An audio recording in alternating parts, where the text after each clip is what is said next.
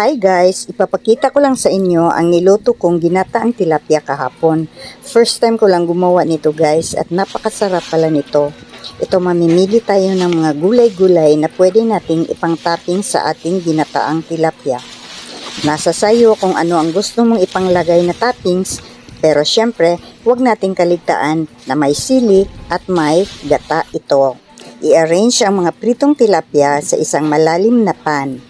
At mag-slice tayo at unahin yung mga matitigas na gulay sa ilalim ng pan natin ilalagay para mas madaling maluto.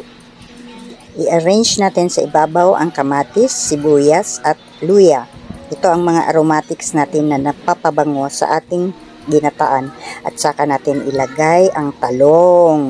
Malalaking hiwa ng talong na ang unang piga ng gata ang ginawa kong sabaw. At ayan, pinakukulaan na natin ang ating ginataan.